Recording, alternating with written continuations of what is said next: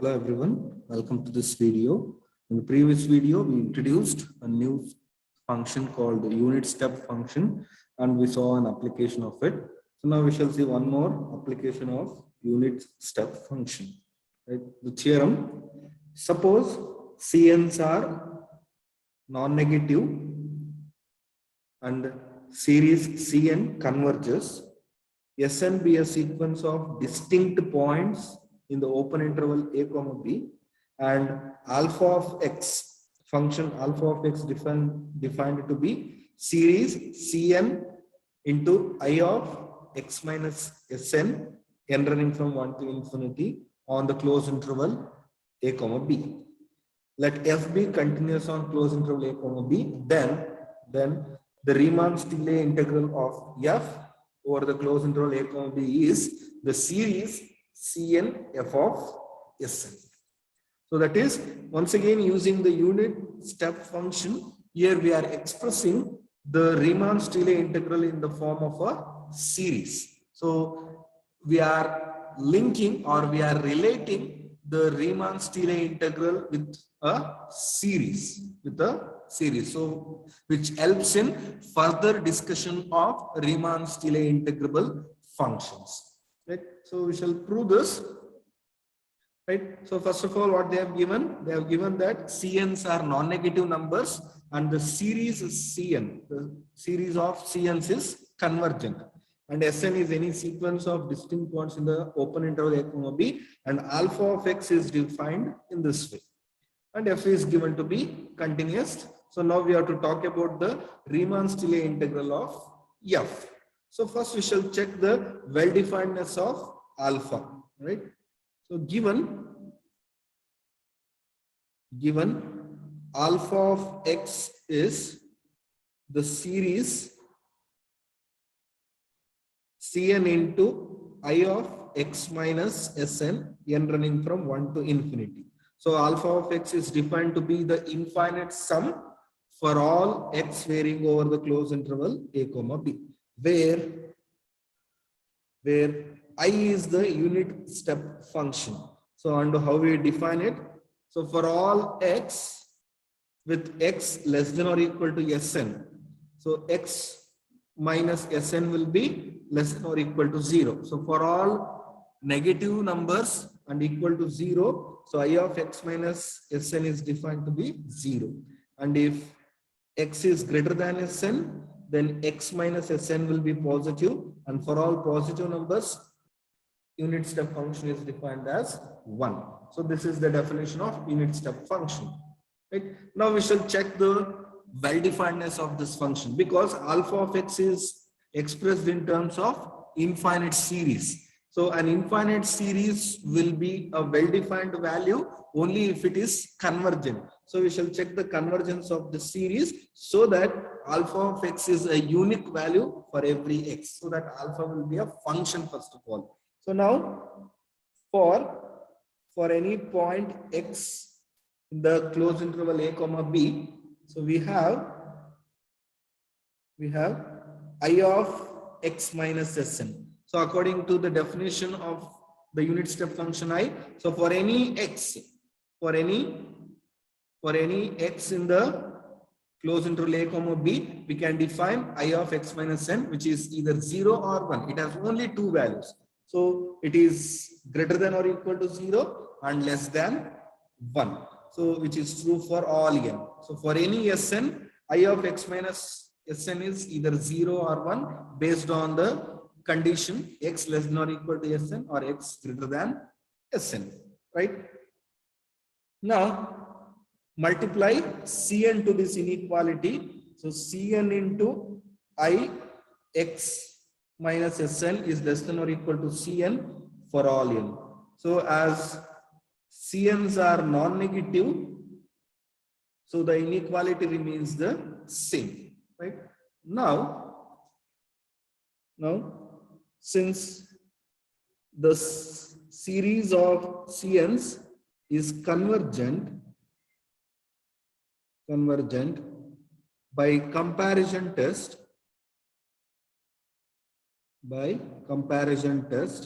we note that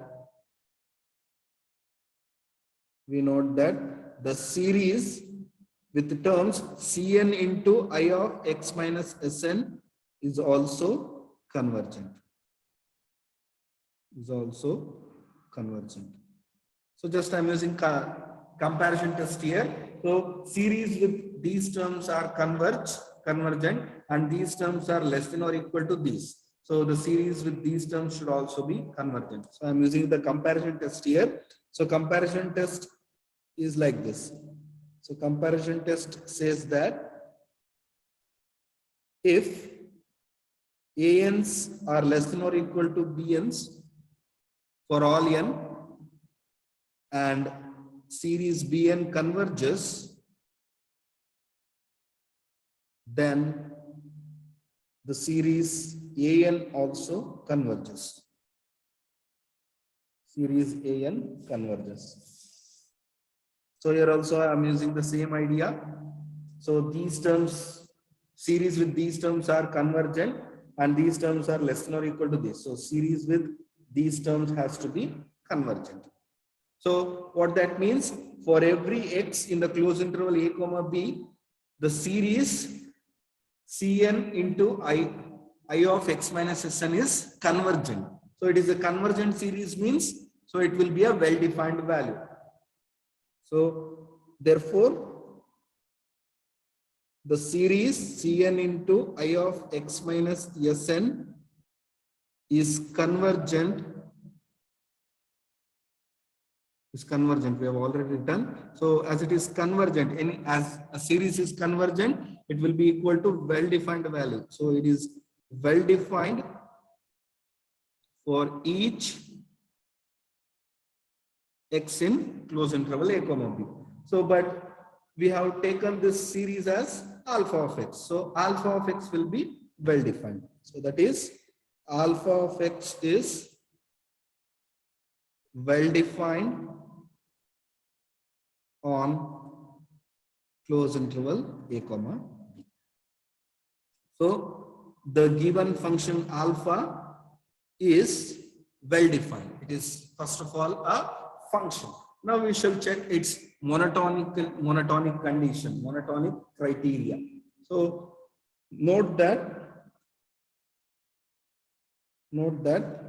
alpha is a monotonically increasing function on the closed interval a comma b, right? So we observe that alpha is a monotonically increasing function. So we can reason it for any 2 points x and y in closed interval a comma b with x less than or equal to y. So I'll divide this into 2 cases. If x is less than or equal to Sn, right? So x and y are any 2 points in the closed interval a comma b with x is less than y. So now to prove alpha is a monotonically increasing function, we have to prove alpha of x is less than or equal to alpha of y, right? So now if I consider alpha of x, so what is alpha of x? It is series Cn into I of x minus Sn. So Cn's are already given. So I of x minus Sn. So these are as to be determined. And to determine I of x minus Sn, so x has to be related with Sn, right? So if x is less than or equal to Sn, so its value is 0. And if x is greater than Sn, its value is 1. We know that. So we shall use it. So for that, first I'll compare x with Sn. So what happens, we shall see. So if x is less than or equal to Sn, then I of x minus Sn will be actually equal to 0. This is because x minus Sn will be less than or equal to 0. But then I of x minus Sn, which is 0, which will be less than or equal to I of y minus Sn for all n. So whatever the n value, so I of y minus Sn will be either 0 or 1, right? So as it is a unit step function, so I of y minus Sn will be either 0 or 1. In any case, it will be greater than or equal to 0. So I of x minus Sn is less than or equal to I of y minus Sn, right? So now we shall multiply Cn on both sides. So Cn into I of x minus Sn will be less than or equal to Cn into I of y minus Sn for all n. So take the summation. So summation Cn into I of x minus Sn, n running from 1 to infinity. So this summation will be less than or equal to the summation Cn into I of y minus Sn. So that is alpha of x is less than or equal to alpha of y. So this is in case if x is less than or equal to Sn. Now the other case, if x is greater than Sn, then x minus Sn is positive, right? X minus Sn is positive, so that I of x minus Sn will be 1. Now, as y is greater than or equal to x, which is greater than Sn, so y is also greater than Sn. So as y is greater than Sn, I of y minus Sn will also be equal to 1. Then I of x minus Sn is equal to I of y minus Sn. So which implies, so which is true for all n. So Cn into I of x minus Sn is Cn into I of y minus Sn for all n. So take the summation. So which implies summation Cn into I of x minus Sn will be less than or equal to the summation Cn into I of y minus Sn. I running from 1 to n. Sorry, it is equal, right? Equal. So that is alpha of x is equal to alpha of y. So whenever x is greater than Sn, alpha of x is in fact equal to alpha of y. So combining both the cases, so alpha of x is either less than or equal to alpha of y. So in any case, so this we shall conclude it. Therefore, in any case, alpha of x will be less than or equal to alpha of y for all x and y varying over a, b, close interval a comma b with x less than or equal to y. So which shows that alpha is a monotonically increasing function. So the given function alpha is a well-defined monotonically increasing function, right? Okay. So now what is alpha of a and alpha of b? So note that. So what is alpha of a? It is series Cn into I of a minus Sn, n running from 1 to infinity. So what is it? So what are Sns? Sns are actually distinct points in the open interval. So Sns actually belong to the open interval a comma b. That is, Sns are strictly greater than a and less than b. So as a is less than Sn, a minus Sn will be less than 0. So as this number is less than 0 for all n, so I of a minus Sn will be 0. So series Cn into 0 for every n. So it will be simply 0. So observe that. So Sn is a sequence of points which are in the open interval a comma b. That means they lie in between a and b. So for all n, a is less than Sn or a minus Sn is less than 0. So these numbers are negative. For negative numbers, the unit step function is 0. We know that. So alpha of a is 0. Similarly, what is alpha of b? Alpha of b is series Cn into I of b minus Sn. So just I have taken x is equal to b, n running from 1 to infinity. So once again, what are Sn's? They belong to the open interval a comma b. So Sn's are strictly less than b. So which implies Sn minus b. Oh, sorry, we need b minus Sn, right? So b minus Sn will be, what will be b minus Sn? B minus Sn's will all be positive. So for every n, b minus Sn is positive, and for positive numbers, unit step function is 1, right? So Cn into 1, n running from 1 to infinity, or it is just a series Cn, right? Now,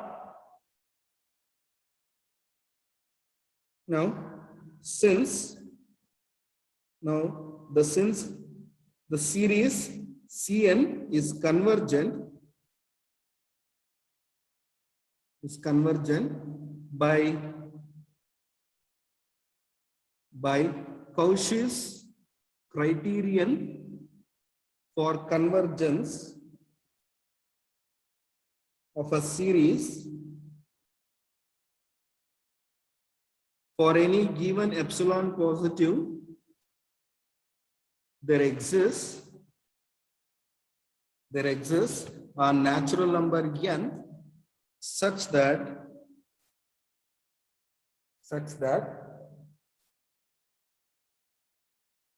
modulus of summation ck k running from n plus 1 to infinity can be made less than epsilon. Or so all ck's are non-negative, so the sum will also be non-negative, so we can remove the summation. So summation, we can remove the modulus k running from n plus 1 to infinity less than epsilon. So actually the Cauchy's criterion for convergence of a series states that, so Cauchy's criterion for convergence of a series. So the statement is a series summation an is convergent if and only if for every epsilon positive there exists a natural number n such that modulus of summation ak k running from n to m can be made less than epsilon for all m greater than or equal to n greater than or equal to capital N. So Cauchy's criterion for convergence of a series states that a series is convergent if and only if this condition is satisfied. Series is convergent implies this condition, and any series satisfying this condition will be convergent. So a series an is convergent if and only if for every epsilon there is a natural number n such that modulus of summation ak k running from n to m, where m and n are any two natural numbers greater than or equal to n. You can choose m and n, where m has to be strictly greater than or equal to n, and m and n could be any indices, any natural numbers greater than or equal to n. So here what I have chosen is, here I have chosen small n to be, n plus 1, capital N plus 1, that is the next index, right? So the n which you will choose has to be greater than or equal to n. So I have chosen n, small n to be n plus 1, and I have chosen m to be infinite. So you will get this condition. So just by choosing n as n plus 1 and m to be infinite. So you will get the condition, right? That's it, right? So now we got summation Ck running from n plus 1 to infinity is less than epsilon. So call this as star, so we can use it later.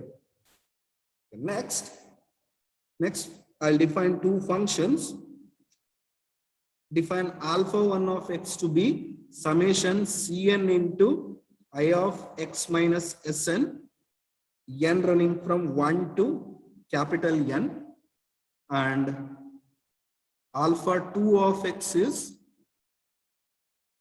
Cn into I of x minus n, where n runs from next n plus 1 to infinity. So I'm defining this for all x in the interval a comma b. Then so what is alpha of x according to our definition? It is Cn into I of x minus Sn, n running from 1 to infinity, right? So the summation runs for all positive integers. So n is one of the positive integer, so it will be somewhere in the middle, right? So I can split this summation as n running from 1 to n plus n plus 1 to infinity. So just I have splitted this summation. I have splitted this summation first from 1 to n, then n plus 1 to infinity, right? So Cn I of x minus Sn, here also Cn into I of x minus Sn.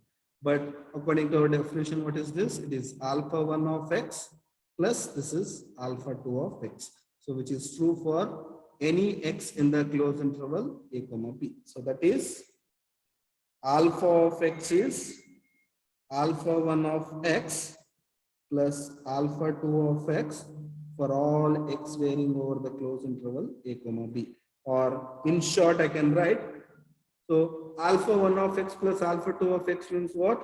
I can write that as alpha 1 plus alpha 2 of x. So that is alpha of x is equal to alpha 1 plus alpha 2 of x for every x, means alpha and alpha 1 plus alpha 2 are nothing but the same functions. So we got alpha is equal to alpha 1 plus alpha 2. Now, as alpha 1 and alpha 2 are parts of alpha, as we observed, alpha is a monotonically increasing function. Alpha 1 and alpha 2 will also be monotonically increasing functions. So you have to argue in the same way as he argued, alpha is monotonically increasing function. So now ಹೇಗೆ alpha na monotonically increasing function ಅಂತ prove ಮಾಡಿದ್ವಲ್ಲ, ಅದೇ ರೀತಿ alpha 1 alpha 2 ಅನ್ನು ಕೂಡ prove ಮಾಡಬಹುದು, because these two are nothing but the parts of alpha. But then alpha 1 and alpha 2 are also monotonically increasing on the closed interval a comma b. So now what all the things we have? Now first of all, by the hypothesis, f is given to be continuous. So f is continuous on the closed interval a comma b, alpha, alpha 1 and alpha 2. We have three functions, alpha, alpha 1, alpha 2. So are monotonically increasing functions, monotonically increasing on closed interval a comma b. Now f is continuous on the closed interval a comma b, alpha, alpha 1 and alpha 2 are monotonically increasing on the closed interval a comma b. So therefore, so initially in one of the previous video we have proved that every continuous function is Riemann-Stieltjes integrable with respect to any monotonically increasing function. So now f is continuous function, alpha is a monotonically increasing function, so f will be Riemann-Stieltjes integrable with respect to the monotonically increasing function alpha. Now f is continuous, alpha 1 is monotonically increasing. So f will also be Riemann-Stieltjes integrable with monotonically increasing function alpha. And finally, f will also be Riemann-Stieltjes integrable with respect to monotonically increasing function alpha 2. So you can choose any monotonically increasing function. As f is continuous, it will be obviously Riemann-Stieltjes integrable. So f is Riemann-Stieltjes integrable with respect to alpha, alpha 1 and alpha 2 also. Right. So now as f is Riemann-Stieltjes integrable with respect to alpha 1, we shall consider the Riemann-Stieltjes integral of f with respect to alpha 1. So we can have Riemann-Stieltjes integral of f alpha 1 with respect to alpha 1. So what is alpha 1? It is summation Cn into I of x minus Sn, n running from 1 to capital N.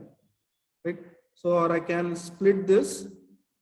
So Riemann-Stieltjes integral of f over the closed interval a comma b with respect to, so expand this summation. So what is it? It is C1 into I of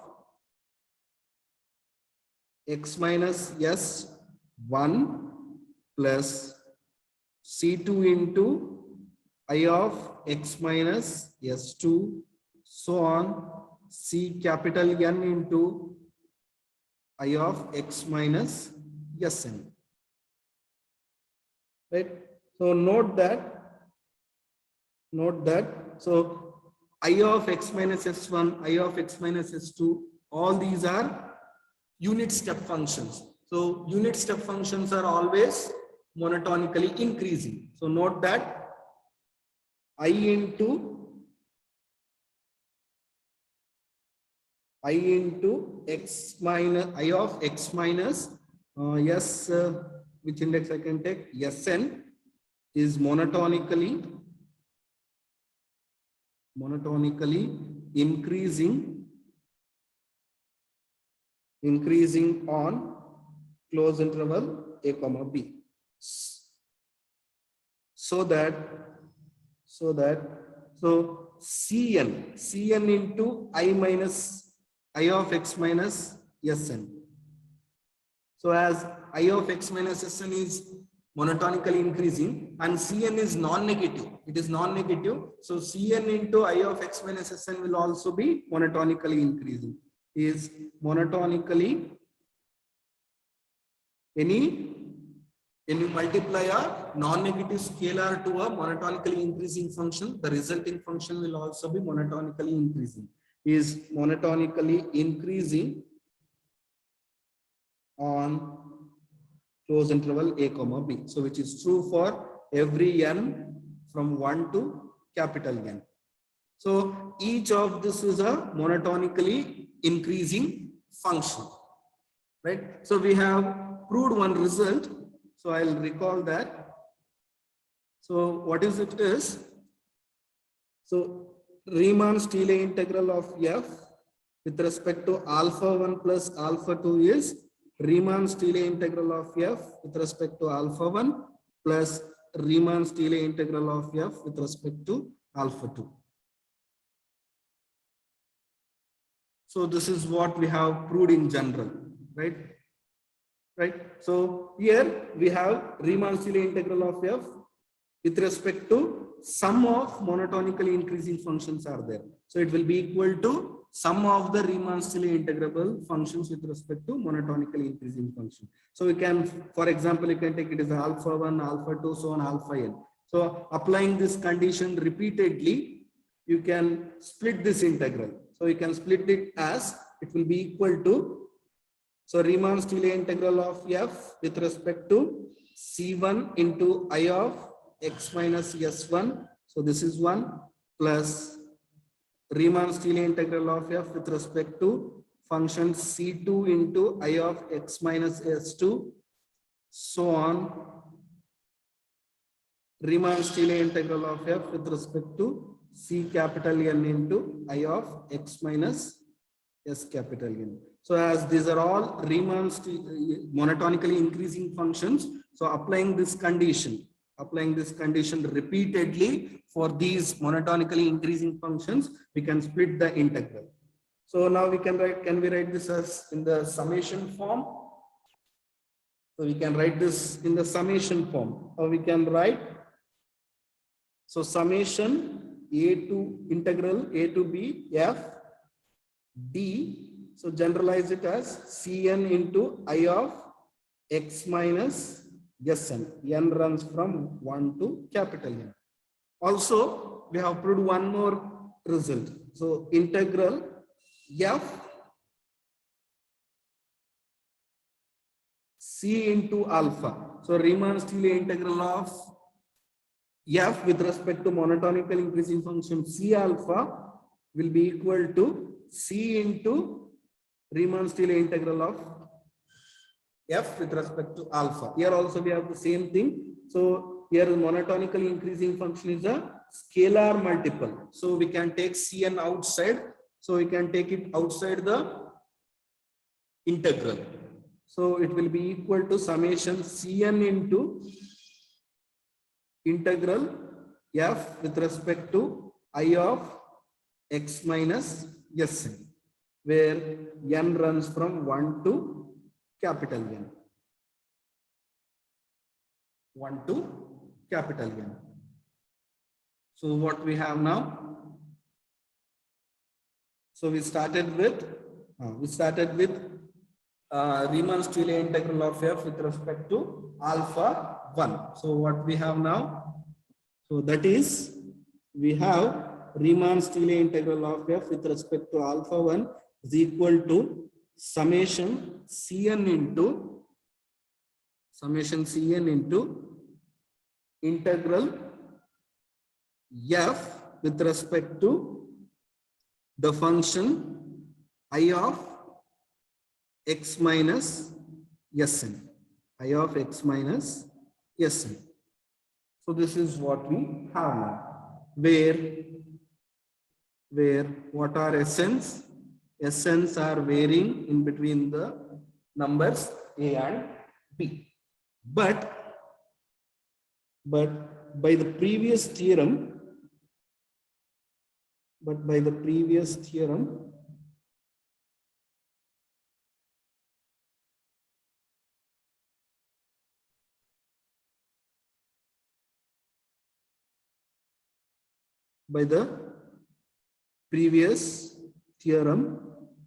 we have integral f with respect to the function I of x minus Sn. So it will be equal to f of Sn. So just recall it. So what does the previous theorem says? So previous theorem says that, so Riemann-Stieltjes integral of f with respect to the monotonically increasing function I of x minus s is f of s. So this is by the previous theorem. So here in place of s we have Sn. So this integral will be equal to f of Sn. So in the previous theorem, actually we have taken the monotonically increasing function alpha to be I of x minus Sn, right?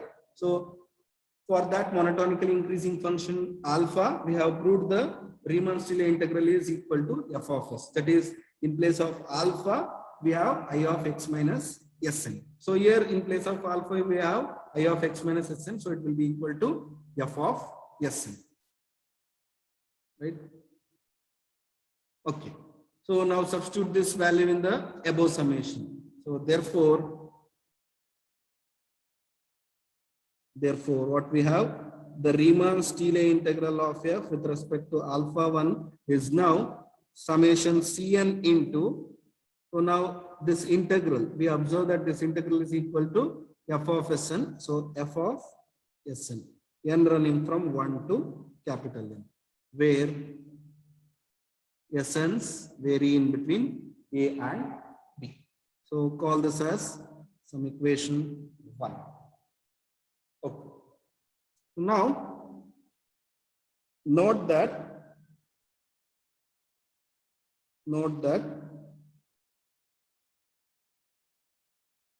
modulus function composition f from the closed interval a comma b to R is a continuous map,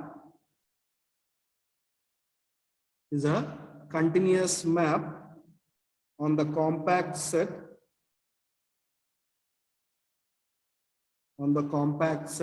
closed interval a comma b, right? Because so f is a continuous map, f is a real valued function, f is a continuous real valued function defined on the closed interval a comma b, and modulus function, so it is defined for all real numbers. So now composite these two. So modulus function composition f of x is defined to be modulus of f of x, right? Modulus of f of x for all x varying over the closed interval a comma b. So composition, we know that modulus function is continuous everywhere, f is continuous on the closed interval a comma b. So composition of two continuous functions is again continuous. So modulus composition f is a continuous function. So it is a continuous map on the compact set closed interval a comma b. And we all know that continuous function on a compact set attains maximum and minimum, and hence it attains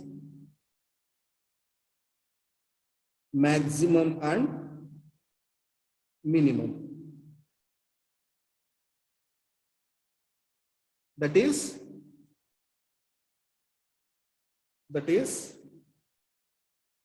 modulus composition f of x is modulus of f of x. So for all x varying over the closed interval a comma b. So these values, so these modulus of f of x values have maximum and minimum. So I can say that maximum will be nothing but taken as supremum. So modulus of f of x. So these values will have the maximum. So I'll take that as m. Let m be the supremum of all modulus of f of x as x varies over the closed interval a comma b. So it is nothing but the maximum itself, right? Okay. So take m to be the maximum of all modulus of f of x, and it attains and it exists because so this function is a continuous map on the compact set modulus of a comma b, compact set on the closed interval a comma b, right? So now consider, so finally consider modulus of Riemann-Stieltjes integral of f over the closed interval a comma b minus summation cn into f of Sn, n running from 1 to capital N. So now this is equal to integral Riemann-Stieltjes integral of f over the closed interval a comma b with respect to alpha. But alpha is nothing but alpha 1 plus alpha 2, right? So the second term summation as it is. So now this is equal to, so use that property, we can split this integral as Riemann-Stieltjes integral of f with respect to alpha 1 plus Riemann-Stieltjes integral of f with respect to alpha 2 minus summation cn into f of Sn as it is. So it is summation from 1 to n, 1 to capital N. Next. So now recall that, so Riemann-Stieltjes integral of f with respect to alpha is nothing but summation cn f of Sn, n running from 1 to n. So that means this term is equal to this term. So this minus this will be 0, right? So Riemann-Stieltjes integral of f with respect to alpha 2 plus Riemann-Stieltjes integral of f with respect to alpha 1 minus summation cn into f of Sn, n running from 1 to capital N. So this term reduces to 0 from 1, I think, right? We have called that equation as 1. So from equation 1, so this term reduces to 0. So what is remaining now? F d alpha 2. So it is modulus of Riemann-Stieltjes integral of f with respect to monotonically increased function alpha. So now we recall one more result. So if f is bounded on closed interval a comma b and modulus of f of x is less than or equal to m,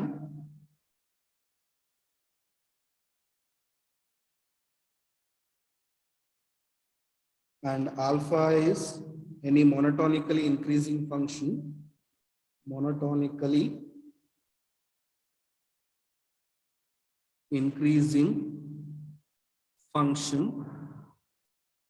on the closed interval a comma b, then so if f is bounded on closed interval a comma b and modulus of f of x is less than or equal to m, if and alpha is any monotonically increasing function, then Riemann-Stieltjes integral of f, so it will be less than or equal to modulus of Riemann-Stieltjes integral of f with respect to alpha will be less than or equal to m into alpha of b minus alpha of a.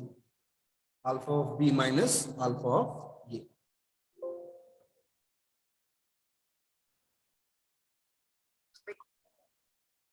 This is provided f is a Riemann-Stieltjes integrable with respect to alpha. Right? If f is Riemann-Stieltjes integrable function, then modulus of Riemann-Stieltjes integral of f with respect to alpha will be less than or equal to m into alpha of b minus alpha of. Here also, f is Riemann-Stieltjes integrable with respect to alpha 2. So this modulus will be less than or equal to. So we have taken m to be supremum of all modulus of f of x. That is, modulus of f of x is less than or equal to m for all x varying over the closed interval a comma b.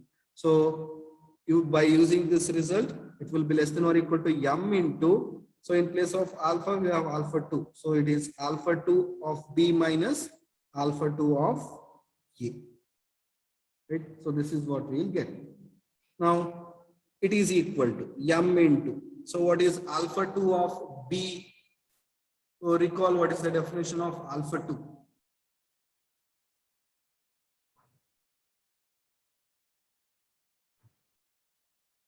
So alpha 2 is what? So this is alpha 2. It is series Cn into I of x minus Sn, n running from n plus 1 to infinity, and alpha 1 is this one. Right? So now you shall use it. So alpha 2 of b is summation Cn into I of b minus Sn, n running from n plus 1 to infinity, plus, not plus, it is minus alpha 2 of a. Right? What is it? It is Cn into I of a minus Sn, n running from 1 to capital N. So as we have observed, so since Sn lies in between a and b, so I of b minus Sn, it is always 1, and I of a minus Sn, it is always 0. So by that we get, so this term will be 0 and every term here is 1. So it will be just summation Cn, n running from capital N plus 1 to infinity. But by star, we have made this summation less than epsilon. So this term will be less than m into epsilon. This is by star. So therefore, what we have? Therefore, modulus of integral f d alpha over the closed interval a comma b minus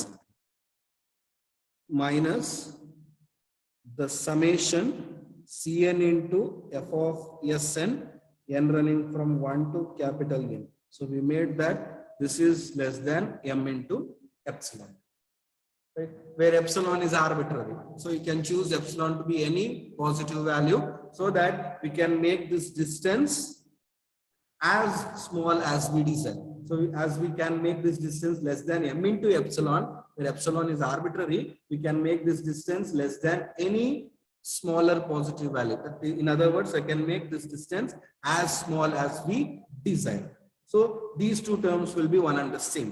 And where n is any natural number, right? So tend n to infinity. So you can choose any natural number n here. So as you tend n to infinity, you will get the corresponding infinite sum. So that is, now since epsilon positive is arbitrary,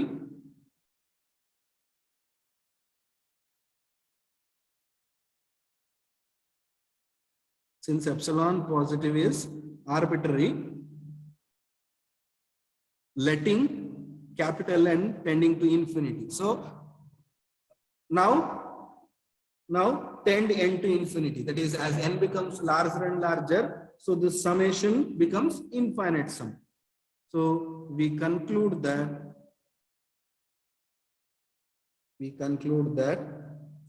the Riemann-Stieltjes integral of f with respect to alpha will be equal to the infinite sum Cn into f of Sn, n running from 1 to infinity, right? So first of all, as I tend n to infinity here, so this infinite sum tends to infinite sum, that is n running from 1 to infinity. So and this distance can be made less than any positive value. So the difference between these two numbers becomes negligible. So and hence these two will be nothing but one and the same, and which completes the proof.